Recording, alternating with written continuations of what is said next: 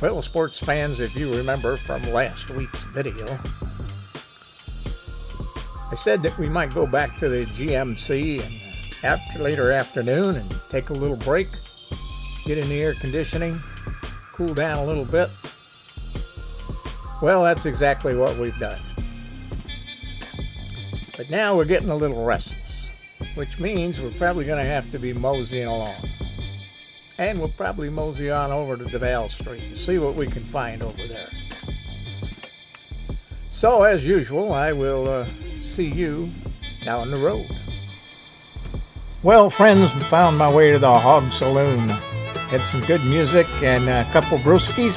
Folks, on May 25th, 1922, Sister Louise Gribio watched as the grotto she had commissioned in Key West, honoring Our Lady of the Lords, was dedicated, standing as a tangible assurance that so long as the structure stood, the island would be protected from hurricanes. And folks, in the last 100 years, Key West has not been hit direct by a hurricane. It has been skirted all around it, but not hit direct. There's a picture of the grotto, still standing. Well, there's the bust of Sister Louise, but you know what?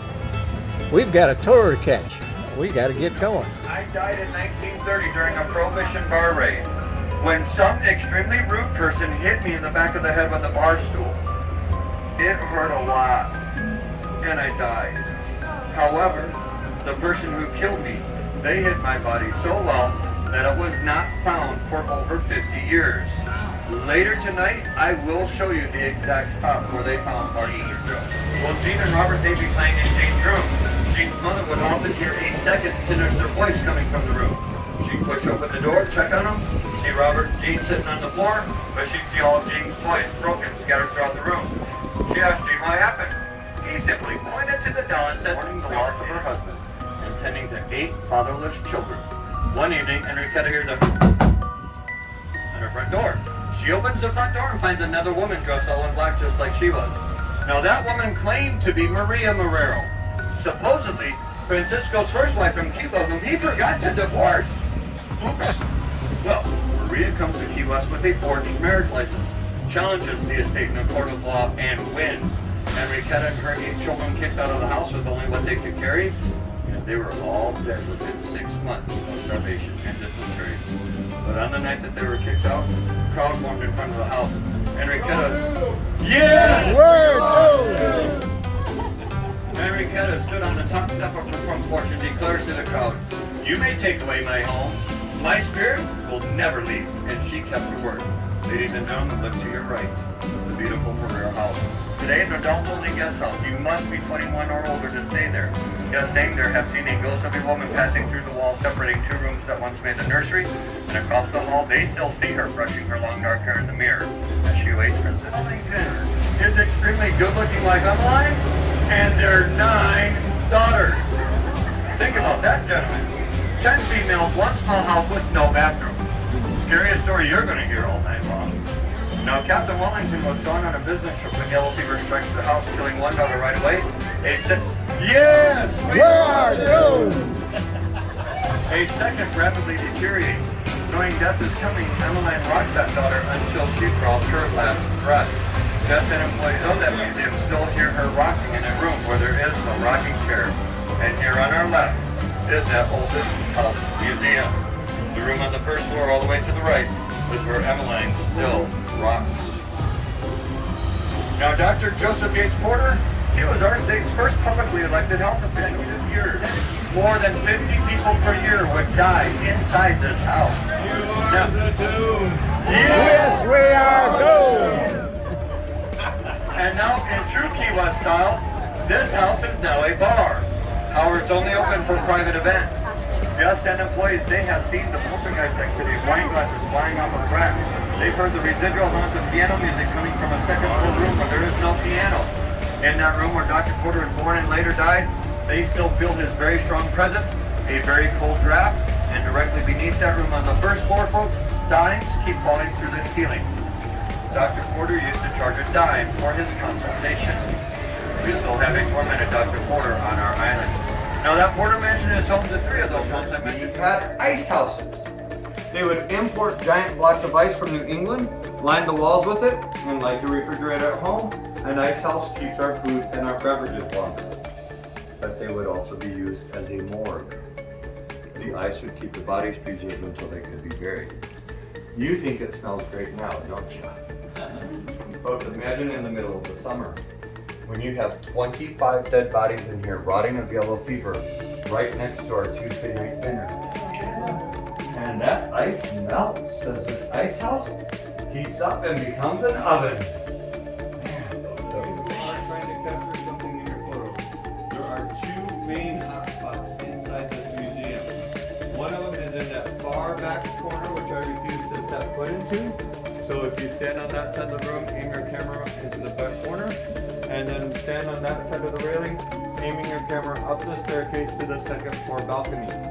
Last week on one of my tours, I had 5 different guests capture a female apparition ascending the staircase, and at the top of that staircase, Daddy Longlegs looking down at her. Now, when you're taking your photos, it does not matter if you use flash or no flash. If there's something there, you will capture it. This trick is to take 3 or 4 of them in a row, because it will not appear in every single frame. Now, while you're taking your photos, folks, I do ask that you keep your talking down and your ears open so I can tell you the next story, which is about this precious nugget right here. Folks, here we have a 64-pound solid bar of pure silver. I looked up the price of silver last week. At that time, this bar was worth, just on the silver alone, $24,760. Now we believe this bar of silver to be cursed. Father Diego and the 44 men he blessed. After sinking Our Lady of Marvels, this silver sat at the bottom of the ocean for over 300 years. It was then salvaged by a U.S. dive team in 1986, brought to Key West, put under lock and key so it can never again sink another vessel. Ladies and gentlemen, at this time, if you want, you can come up, you can touch it, you can even lift it. But I want you to keep this one out of mind. The only thing that's sealing your fate if you touch this bar of silver is the solid ground that we are standing on. You'll never see me get on a boat with this bar of silver. That time, in fact, ladies and gentlemen, I am going on a boat this weekend, and that is why I am not fishing.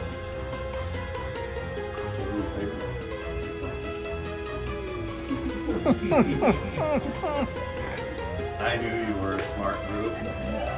Except for this troublemaker. Yes. 64 pounds, it'll give you a good arm workout, that's for sure. You're doomed. I am the doom. Look, he's looking to see how you can get it out of there.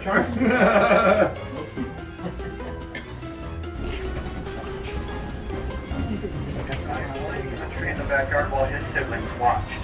We still see a ghost of a man patrolling the grounds, and it is believed that's the ghost of the pirate tiger watching over buried treasure. Now the Audubon house is coming up here on our left with the white picket fence. As we drive by, folks, look at the second floor. The room all the way to the right is going to have a light on. That's the nursery where their 3 children died of yellow fever. There's such a gloomy feeling in that room that light stays on 24/7. In fact, that room right there, behind the tree, is connected to a generator. So even if Key West loses power in a hurricane, that's called the Red Rooster. He was so well liked in town, everybody simply called him Islanio, which meant Islander. And everybody in town knew that he was deeply in love with the beautiful Angela. Now Angela was of Afro-Cuban descent and employed as a lady of the night. Well, she fell in love with Manuel. She quit her job, the two of them moved in together, and they lived as common law husband and wife. And their love was an example of young love at its finest, but it was also the deep south in the 20s. While they were sleeping on December 23rd, 1921, 6 members of a particular group that liked to wear white sheets and hoods broke into their apartment carrying baseball bats, and they proceeded to beat that war hero. During the struggle, he was able to remove the hood of one of his attackers. He recognizes one of his very own bar patrons, a prominent man by the name of William Decker. But folks, those Klansmen, they found that veteran. They threw him into their vehicle. They took him to the outskirts of town. They tar, feather, hang him from a tree, beat him like a piñata, and leave him for dead. Well, Angela, She was able to cut him down, clean him up, and tend to his wounds, but she was not able to heal his spirit. The next day, that war hero, which is now Christmas Eve, that war hero rolls out of bed with a ruptured kidney. He grabs his Army-issued revolver, he hails a cab, and drives through town searching for Decker. Finds Decker on Duval Street. As the cab driver pull up, he leans his head out the cab window, he looks Decker square in the eye, and he says, "Decker, this is how a man kills a man," and shoots him point blank in the forehead, dead in the street in broad daylight. Jumps out of that cab, runs home to his gorgeous wife Angela, and he waits. Sheriff Curry shows up with 6 National Guard. They arrest him and bring him to our city jail. If you look to your right, you see our courthouse. To the right of the courthouse is a large white wall. Building behind that wall is the old city jail. Still has the bars on the windows. But it is Christmas Eve. Sheriff Curry sends the National Guard home to enjoy the holiday. He lays the war hero selfie on the counter and then forgets to lock the jail when he goes home. Shortly after midnight, which means the very first thing Christmas Day, 2 cars drive down this very street with their headlights turned off. They pull into the parking lot of the jail. 6 hooded cowards get out of those 2 cars, walk into that open and intended jail, grab the war hero cell key, open his cell, and they beat him to death. But then those cowards, they take a decorated U.S. veteran's body out of that jail, and they tied him to the rear bumper of their car. And they drug that vet through the streets of town for everybody to see. They then drug him to the outskirts of town, where they once again tar, feather, hang from a tree. But this time, every single one of those hooded cowards had to shoot him at least once. A couple of days later, in this exact courthouse, the verdict comes back, and I quote, "The murder of Manuel Cabeza was not done by an organized group, but by unknown individuals," end quote. Nobody got arrested. After hearing that verdict, a very angry Angela leaves that courthouse. She walks a few blocks down the street and she goes to Bahama Village.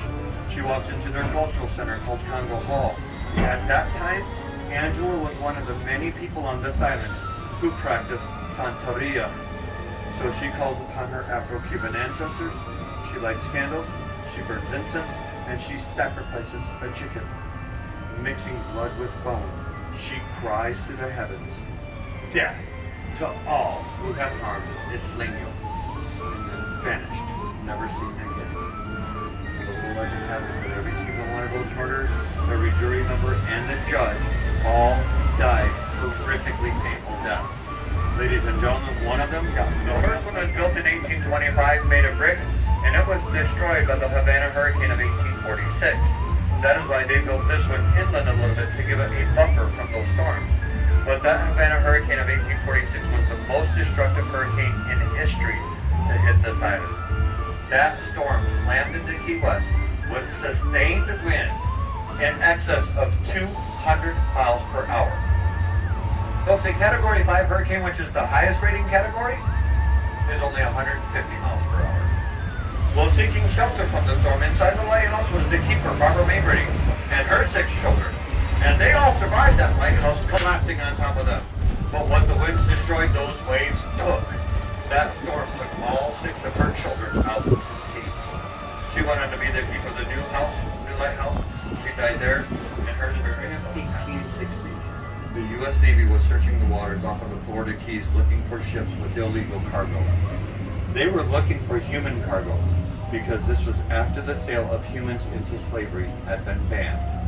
Well, in May of 1860, right off the coast of Cuba, they captured 3 ships with that cargo. Now, these ships were all U.S. owned, U.S. flagged, U.S. captain, and they were operating as slave vessels. They were the William, the Wildfire, and the Bogota. In the holds, they find very inhumane and very unsanitary conditions. They also find chained together over 1,400 young naked children between the ages of 12 and 16 that were stolen from their homes in Africa, being shipped to Cuba to be sold into slavery. The condition on board those ships were so bad that those children did not see daylight in over 60 days. They were not even able to sit. They had to lie in their own waste, and they had rats crawling all over them. Many of those children were starving and sickly. A very popular beach. But it is where 294 young children are still buried. The following year in 1860, incarcerating, Washington, D.C. orders the building of 2 additional fortifications called Martellos. We already had Fort Sac, but they wanted 2 more on the south side of the island, a mile and a half apart. That was the distance they could have. After mapping it, the Army Corps of Engineers here, they objected because they knew 1 Martello would be built on top of those children. Washington, D.C. didn't care and ordered construction anyway. The workers dug in deep, unearthed several children, and reburied them in an unmarked mass grave. In 2002, a local historian, armed with an old map of Key West beaches and ground-penetrating radar, found some of them. Here on our right, the remains of the never even completed West Martello. Folks, I ask you this one question. If they weren't even going to complete this structure, why did they have to dig them up? And now on our right, we have our second burial ground. This is our African cemetery. I will be stepping off the trolley here so I can better describe what we're looking at. If you are seated on the left, feel free to stand up if you want to get a better view, but please even 3 crosses. That is where those 3 ships, the William, the Wildfire, and the Bogota, began their journey. Here in the center behind the bush, we have the Compass Rose, and then over here we have Florida, Key West, and Cuba. Around Cuba are 3 more crosses, which are where those ships were captured. On top of Key West is a star with a tail, and the tail is the path that those children took back to Liberia. When you come out during the day, ladies and gentlemen, I want you to pay close attention to the 15 ovals that you see outlined here in the concrete. This is where 15 of those 294 children are resting. The oval right here behind me, by the W and the Compass Rose, is only 3.5 to 4 feet long. A very small child is buried there, only 2 to 3 feet beneath the surface of the sand. On the perimeter are African symbols and blessings, blessing them on their journey. Folks, when you come out during the day, you can read their full story on the black side there to the left. Now, go ahead and turn your attention. Red Rose Saloon quickly got the nickname, the Bucket of Blood, as it became the single most dangerous bar in the entire Gulf Coast. Gentlemen, that bar was so dangerous that if you went there without a weapon, the bouncer handed you one at the door to ensure a fair fight. Above the bar was a brothel. They renovated that brothel about 35 years ago and turned it into apartments. Construction workers found dusty empty wallets behind the wallboard. The madams would not pickpocket their male counterparts when they were passed out and hide their wallets in the wallboard. Gentlemen, the building still has those iconic red doors, but I think every single one of you will agree with me. It is more terrifying today than it was when it was the most dangerous bar in the entire Gulf Coast. But gentlemen, if you dare, look to your left! There it is! The Red Door Saloon! Today, it's a very upscale clothing boutique. And gentlemen, I warn you right now, if you so much as step foot through that door, your wallets are still empty. Now, just like that Red Door Saloon, over the years, a lot of our buildings have had to be repurposed and some of them have had to be moved. That one's in history is there. So let's just say, very strange things happen inside that bar, besides people getting drunk. Now, folks, it kills me to say this, but our time together has come to a dead end. Oh. Yes, we are doomed. And folks, I really do hope you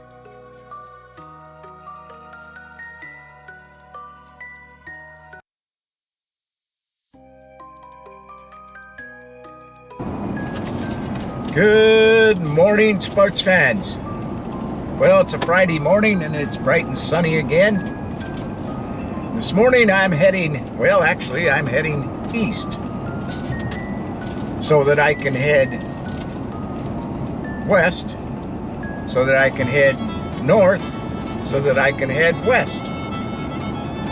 That seems kind of crazy, but that's the only way off of these keys is to head east. Then I've got to go back west.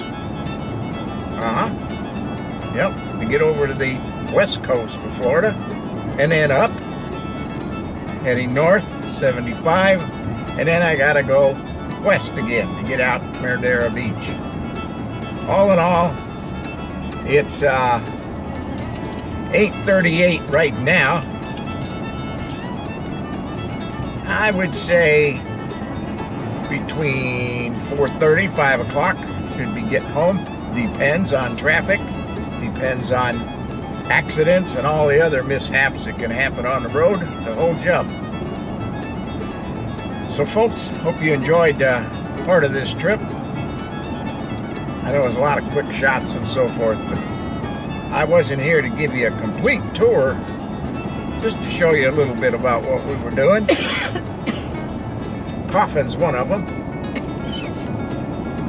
And we'll see you sport fans down the road.